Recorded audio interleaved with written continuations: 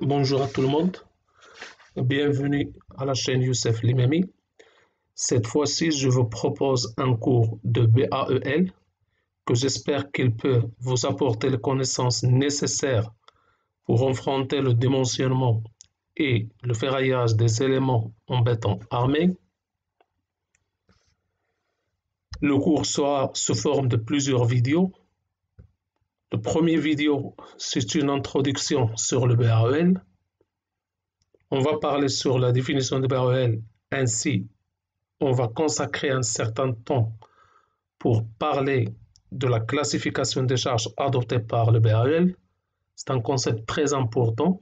Avant de commencer à faire les calculs de centre de charge, il faut différencier entre les types des charges adoptées par le BAEL. Ainsi, j'aimerais bien répondre à la question: quelle est la différence entre BAEL et RTM?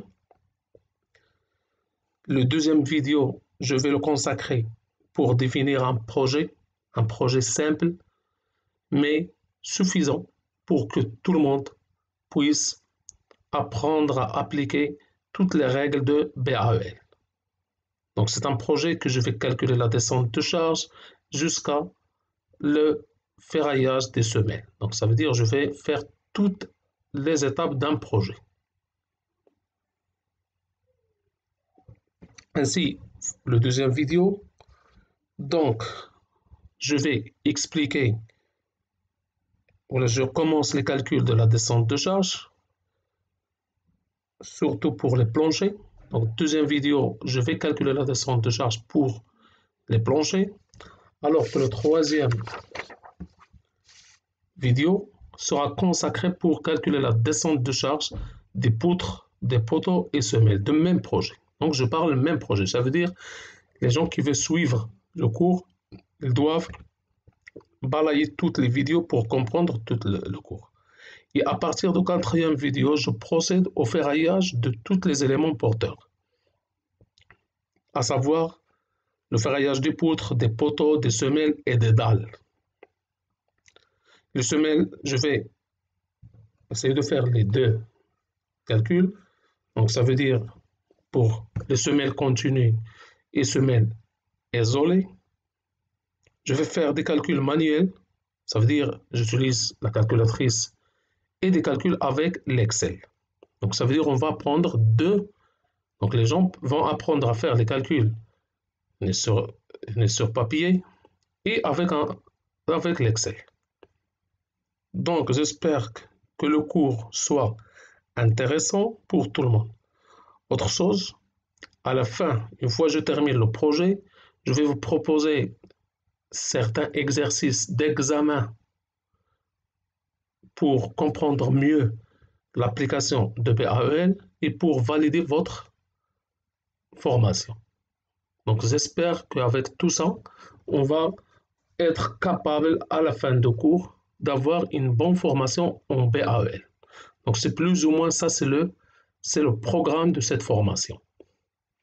Donc maintenant je commence la première vidéo. J'ai dit que le premier vidéo, ce sera une introduction au BAEL et on va expliquer plus ou moins la classification des charges et on va répondre à la question: quelle est la différence entre RTM et BAEL? Donc, premièrement, c'est quoi le BAEL? C'est le béton armé à l'état limite. C'est une abréviation de béton armé à l'état limite. Dans le béton, vous savez, c'est le gravier plus sable, plus ciment, plus l'eau et les jets du vent. Et on dit que béton armé, une fois que le béton il est associé avec l'acier. L'état limite, je vais expliquer un peu en avant, je vais expliquer le concept des états limites, ce qu'on appelle les états limites ultimes, les états limites de service. C'est une norme française. Là, c'est un problème. Quand je dis que c'est une norme française, ça veut dire qu'il existe une norme espagnole, il existe une norme américaine, il existe une norme belgique. Et tout ça, ça veut dire que chaque pays, il adopte une norme pour faire les calculs de béton armé. Ça, au niveau surtout de l'Union européenne, a causé des problèmes. Donc, on va répondre à ça après. Donc, quelle est la différence entre RTM et BAEL? Je commence par la question, si vous voulez. C'est mieux. Donc, bon, tout le monde peut confondre le concept RTM avec BAEL, mais entre les deux sont complémentaires. L'RTM fait une partie de calcul et le BAEL termine le reste. Un exercice d'RTM consiste en une charge appliquée sur une poutre. Donc, une charge appliquée sur une poutre. Le poutre, il est se repose sur des appuis. Donc, on a vu déjà ça. Donc, les gens qui ont suivi avec moi la formation RTM, donc, ils ont vu que dans tous les exercices, je commence par proposer une poutre chargée.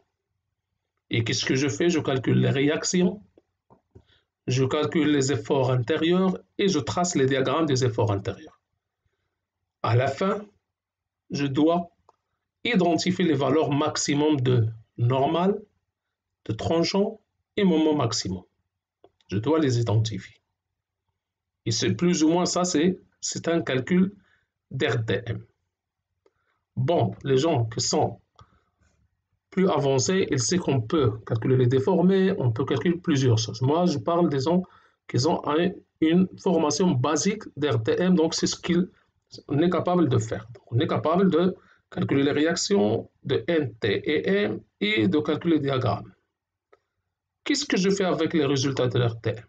Bon, pour les calculs de BAEL, j'ai besoin des données. Et parmi les données que j'aurai besoin pour faire l'exercice, N maximum, T max et M max que j'ai déjà calculé dans l'exercice RTM. Ça veut dire que les résultats d'RTM sont des données dans un exercice de BAEL. Je répète, les résultats, ça ce sont les résultats d'RTM, sont des données dans un exercice de BAEL. Alors, quels sont les résultats de BAEL? Bon, les résultats de BAEL, je dois déterminer la forme de la section de l'élément porteur, donc soit rectangulaire, soit circulaire, et je dois déterminer les dimensions, ça veut dire, par exemple, ici la longueur et la largeur, et ici, par exemple, c'est le diamètre. Et je dois déterminer le ferraillage. Donc, s'il vous plaît, tout simplement, pour différencier entre RTM et BAEL, tout simplement, il faut différencier entre les données dans un exercice et un autre. Et ici, les données sont la charge, le poutre et l'appui, et les résultats sont les réactions, les efforts intérieurs et les valeurs maximum. Alors, les valeurs maximum sont fournies ou utilisées par le BAEL pour dimensionner. Ça veut dire une erreur au niveau d'RTM va provoquer autre erreur au niveau de BAEL et va provoquer tout ce qu'on sait, donc les dégâts humains et tout ça. Donc ça, c'est plus ou moins la différence entre RTM et BAEL. Ce sont deux exercices complémentaires, l'un complète l'autre. En général, le dimensionnement d'un élément porteur, il doit contenir les deux phases des calculs.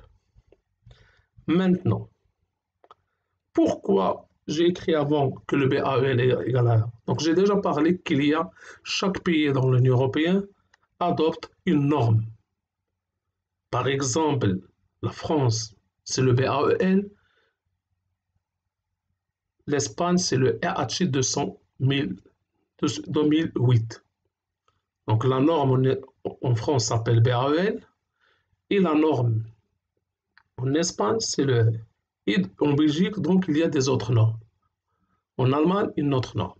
Donc ça a causé des problèmes pour toutes les gens qui ont essayé de profiter de la circulation, la libre circulation entre ces pays.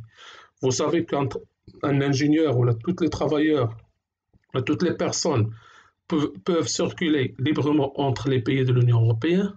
Ça veut dire quoi? Donc, un travailleur espagnol peut aller travailler en France, en Belgique, en Allemagne.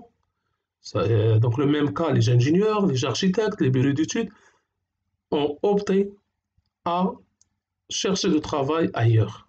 Mais une fois un ingénieur arrive à un autre pays, le problème qu'il trouve, que par exemple un Espagnol qui va en France, donc il trouve une autre norme, non seulement pour le BAL, pour plusieurs parties de calcul des structures. Donc, qu'est-ce qu'il doit faire? Il doit s'adapter à la nouvelle norme. Et ça cause un peu d'effort, un peu de travail, et parfois les gens décident de retourner et de laisser de chercher le travail ailleurs. Cela a passé au niveau je parle des ingénieurs, les architectes et plusieurs, mais aussi au niveau des bureaux d'études et les entreprises. Donc, toutes les entreprises qui veulent travailler dans un autre pays, donc ils doivent s'adapter à la norme. Alors, qu'est-ce qu'ils ont décidé dans l'Union européenne? C'est de produire des normes communes. Ça veut dire qu'ils ne vont pas avoir une norme, chaque pays avec une norme pour calculer le baril, mais ils ont décidé une norme unique. Et cette norme, par exemple, c'est l'Eurocode 2. Donc, au niveau de l'Union européenne, maintenant, pour calculer ou là, pour démentionner les structures en béton armé, on utilise l'Eurocode 2. C'est un travail très long. Ils ont passé plus ou moins une trentaine d'années pour adapter et pour développer la nouvelle norme. Maintenant, en France, on peut utiliser le BAEL, sinon on peut utiliser l'Eurocode 2. Donc les ingénieurs en Espagne ou là en Inde, donc tout le monde sait utiliser ce qu'on appelle l'Eurocode 2. Et comme ça, les gens, ils n'ont pas maintenant, ils n'ont pas les problèmes, ils ont passé à le problème. Ça veut dire maintenant, un ingénieur qui travaille en France, là en français, ils peuvent travailler en Espagne parce que les normes maintenant sont unifiées. Alors la question, le BAEL va disparaître? Non.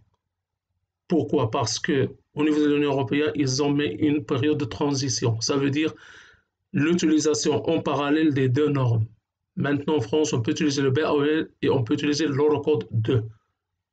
Donc, ça veut dire le BAEL, jusqu'à maintenant, il est utilisé dans tous les marchés. Donc, ici, je vous laisse une liste des Eurocodes. Par exemple, ici, vous avez l'Eurocode 3, c'est le calcul des structures en acier. Avant, on utilise le CM66. Donc, jusqu'à maintenant, on utilise CM66, mais on peut utiliser l'Eurocode 2. Il n'y a pas grande différence entre les normes BAEL et l'Eurocode 2. Normalement, c'est une norme développée, mais qui tient en compte la unification des normes au niveau de l'Union européenne. Donc, ici, vous avez toutes les normes maintenant qui existent au niveau de l'Union européenne, les structures métalliques, les structures mixtes acier et béton, les conceptions et calculs en bois. Ici, par exemple, l'Eurocode 9, c'est le calcul des structures en aluminium. Donc, tout ça, les Eurocodes maintenant sont utilisés dans les différents pays. Maintenant, bon, je vais commencer la classification, de parler de la classification de charges selon le BAEL. Cette classification, c'est la même que vous allez trouver au niveau de l'Eurocode 2. Donc, il y a deux types de charges. Donc, la classification de charges au niveau de BAEL consiste en deux types de charges. C'est les charges permanentes, notées G, et les charges variables. Quelle est la différence entre les deux? Bon, tout simplement, les charges permanentes sont des charges qui sont, avant d'expliquer, pardon, je vais vous exprimer qu'est-ce que j'ai compris moi la première fois avec charge permanente, charge variable. Bon, j'ai vu charge variable et j'ai pensé que la charge, elle est variable. Ça veut dire, elle est variable en valeur. Ça veut dire maintenant c'est 6, après c'est 3, après 5, ça veut dire elle varie.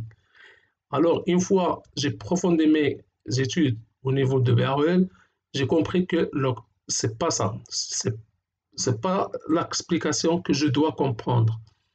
Les charges permanentes sont des charges qui sont fixes en position. Ça veut dire qu'ils ne sont pas mobiles, qu'ils peuvent pas bouger de la position initiale. Par exemple, si je prends un bâtiment, la dalle, quand je fabrique une dalle, je peux couvrir avec de carrelage. Alors le carrelage, il est fixe. Je ne peux pas le déplacer à une autre zone. Le plâtre, si j'applique un faux plafond au-dessous de la dalle, là, je ne peux pas le bouger. Il est fixe. Il est là, là, il est fixe. Si j'applique une acrotère autour d'une terrasse, cet acrotère, je ne peux pas le bouger. Je ne peux pas le déplacer de sa zone. Pour comprendre mieux, je vais parler des charges variables. Maintenant, imaginez que je suis dans une salle de cours. Dans la salle de cours, j'ai des tables. Donc les tables sont des charges. J'ai des stagiaires, sont des charges. J'ai un bureau.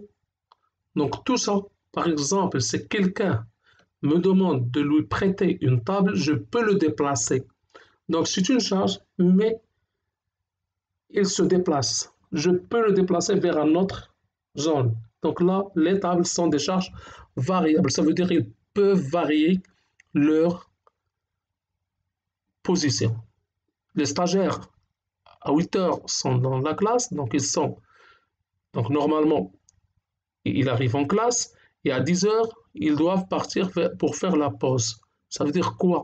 Donc c'est tout simplement que les personnes ou les stagiaires sont des charges variables parce qu'elles bougent. Ils ne sont pas fixes dans une position unique. Le bureau, le professeur, mon voisin, peut me demander de lui prêter mon bureau. Et moi, je lui prête le bureau. Mais je ne peux pas lui prêter le carrelage. Je ne peux pas faire sortir le carrelage de la salle de cours. Je ne peux pas faire sortir le cloison. Je ne peux pas faire sortir le revêtement. Le revêtement, il est fixe. Donc, s'il vous plaît, quelle est la différence entre charge permanente et charge variable? Ça veut dire que les charges permanentes sont des charges fixes. Leur position, elle est fixe. Les charges variables, leur position est mobile. Exemple, par exemple, j'ai une route, autoroute par exemple. Donc, les protections que vous trouvez, par exemple, si je passe sur un pont, s'il y a un trottoir, là, il y a des garde-corps. Les garde-corps sont fixes, donc je ne peux pas le bouger. Ils sont là, sont des charges permanentes. Mais par exemple, les voitures qui passent sur un pont sont des charges variables. Parce que la voiture, il entre et il va sortir. Donc, il ne va pas rester fixe sur le pont. Le revêtement, voilà, les chaussettes, donc sont fixes, sont des structures fixes. Donc, les cloisons, les équipements fixes. Donc, par exemple, c'est la différence entre charge permanente et charge variable. Donc, je répète, dans une route, par exemple, dans une voie publique, les poteaux d'électricité sont des charges permanentes parce qu'ils sont fixes. Je ne peux pas poser un poteau d'électricité. Les arbres sont fixes, les trottoirs sont des charges fixes. Le carrelage, c'est une charge fixe. L'étanchéité, si j'applique une étanchéité sur la dalle, c'est une charge fixe. Mais s'il y a une table sur la dalle, cette table, je peux le bouger. S'il y a des personnes, normalement, elles bougent. Donc, ils peuvent se déplacer. Donc, ce sont des charges variables. Les charges variables, il y a 3 types. Donc, on parle des charges d'exploitation, c'est l'immobilier et les personnes. Les charges climatiques, par exemple la température, la neige et le vent. Et les charges accidentelles, qui sont des charges, la probabilité de production d'occurrence, c'est presque rare. Par exemple, les chocs, le sisme et l'explosion. Donc, s'il vous plaît, je répète, il faut bien différencier entre charge permanente et charge variable. Tout simplement, vous devez vous demander si cette charge elle est fixe dans la position où il est, ou il peut bouger. Donc, je répète, j'ai un bureau dans une salle de cours. Le bureau n'est pas fixe. Je peux le déplacer.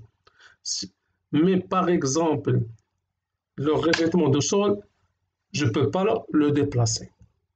Donc, j'espère que vous avez compris. C'est très important de savoir classifier les charges dans le cas de BAEL. Sinon, c'est difficile de faire les calculs de descente de charge. Maintenant, donc avant de commencer ou avant de terminer la vidéo, je vais vous expliquer un petit exercice d'RTM qui est tellement utilisé ou tellement intéressant pour les gens, surtout les gens qui vont faire des calculs manuels de béton armé. C'est le poutre résostatique, c'est simple. Donc on a un appui double et un appui simple, une charge répartie d'une manière rectangulaire sur une longueur L avec la charge Q égale à Q. Donc, je calcule pour calculer les réactions. Donc, je concentre la charge, c'est Q fois L, et je trouve à L demi des appuis. J'applique le principe fondamental de statique, somme des forces Nx égale à 0 égale à AX égale à 0, somme des forces Y égale à 0 égale à AY, moins QL plus BY égale à 0. Somme des moments égale à 0 au point B, donc c'est moins AY fois L plus QL au carré, donc ça c'est QL au carré sur 2. Moi je vais aller rapidement ici parce que j'ai déjà fait dans les exercices de RTM. La différence que ici je n'ai pas une valeur de Q, j'ai une valeur générale et j'ai une longueur générale L. Donc je calcule AY plus Y égale à QL. AX, ça donne 0. À partir de troisième équation, je calcule AY, je trouve QL sur 2. Je remplace dans cette équation et je trouve que BY égale moins AY, donc BY égale à QL sur 2. S'il vous plaît, si c'est une faute, c'est BY. BY égale à QL sur 2. Donc ça, c'est le résultat final. La réaction, c'est QL sur 2, QL sur 2. Maintenant, je procède au calcul des efforts intérieurs. Donc, je coupe entre 0 et L. Donc, je prends la partie gauche. Je présente les distances que je vais utiliser pour le calcul de moment. Si c'est X et ici c'est X sur 2. La concentration, c'est QX. J'applique le principe fondamental de statique. Somme des forces Nx égale à 0, ça veut dire Nx égale à 0. Ici, c'est moins Nx, mais avec 0, donc ce n'est pas important. C'est Nx égale à 0 ou moins Nx égale à 0, ça revient au même. Somme des forces Y égale à 0, donc QL sur 2, moins QX plus T égale à 0. Somme des moments au point B, bon, je considère ça, c'est le point B. Donc, c'est moins QL sur 2 fois X plus QX au carré sur 2 plus M de X. Et je trouve les résultats suivants. Je trouve que Nx égale à 0, Tx égale à Qx moins QL sur 2 et Mx égale à moins Qx au carré sur 2 plus QL sur 2 fois X. Je trace, je calcule par exemple Q de 0. Je remplace ici par 0, je trouve moins QL sur 2. Je remplace par L, je trouve que U sur 2 et je trace la droite parce que c'est une équation d'une droite. Donc, je trace le moment, je remplace X par 0, je trouve ici 0. Je trace, je calcule M de L, je trouve 0. Et ML sur 2, je trouve QL au carré sur 8. S'il vous plaît, calculez ML sur 2, vous allez trouver QL au carré sur 8. Donc, conclusion. Nx égale à 0. La valeur maximum de T, c'est QL sur 2. Et la valeur maximum de M, c'est QL au carré sur 8. Pourquoi c'est très important ça? Tout simplement parce qu'on va utiliser cet exercice pour calculer toutes les poutres qu'on va considérer dans le projet. Non seulement dans notre projet, dans tous les projets. Donc les gens qui travaillent de manière manuelle, donc normalement, ils doivent connaître les valeurs maximum. C'est à travers les valeurs maximum que je dimensionne la structure. Je sais que à la section L sur 2, c'est le moment maximum, donc je vais tout simplement dimensionner cette section et je vais considérer le ferraillage que je trouve ici dans toutes les sections. Donc plus ou moins ça, c'est l'importance de cet exercice. Donc Par exemple, si j'ai un exercice ou là j'ai une poutre dans dans un projet, par exemple, cette charge, c'est 3 kN et la longueur entre les appuis par exemple sont les poteaux, entre les poteaux c'est 5. Donc, le calcul, c'est le suivant. Je ne dois pas faire des calculs chaque fois. Tout simplement, la réaction, c'est QL sur 2. Donc, c'est 3 fois 5 sur 2. C'est 7,5. BY, c'est le même cas. Donc, c'est 3 fois 5 sur 2, c'est 7,5. Et le tranchant maximum, c'est QL sur 2. Donc, j'applique comme une formule. C'est 3 fois 5 sur 2, c'est 1,5. Et le moment maximum, c'est 9,375 mètres kN. Donc, simplement, je dois utiliser le résultat comme un petit formulaire que je vais l'utiliser dans le reste des exercices. Donc, j'arrête la vidéo ici. La prochaine vidéo, on va commencer la descente de charge. Je crois, le plus important, vous devez comprendre. Donc, j'aimerais bien que vous compreniez. Le plus important pour moi, c'est de différencier entre les charges réparties, les charges permanentes et les charges variables. S'il vous plaît, une dalle, qu'est-ce qu'elle peut supporter? Bon, une dalle, elle supporte le poids propre. Elle peut supporter, par exemple, le cas d'un terrasse étanchéité, une béton de pente ou la mortier de pente et peut-être un carrelage. Donc, dans ce cas, les 3 ou les 4 éléments que j'ai mentionnés maintenant sont des charges permanentes. Mais il peut supporter, par exemple, le poids des personnes. Donc, les personnes qui peuvent utiliser la terrasse. Ces personnes-là sont des charges variables. Pourquoi? Parce que les gens vont monter ou vont accéder à la terrasse et après, une fois ils font leur travail, donc ils vont partir. Donc, pour moi, ce sont des charges variables parce qu'ils vont changer la position. Moi, si je prends un matériel, je le stocke dans ma terrasse et après des jours, je vais le déplacer. Donc, pour moi, c'est une charge variable.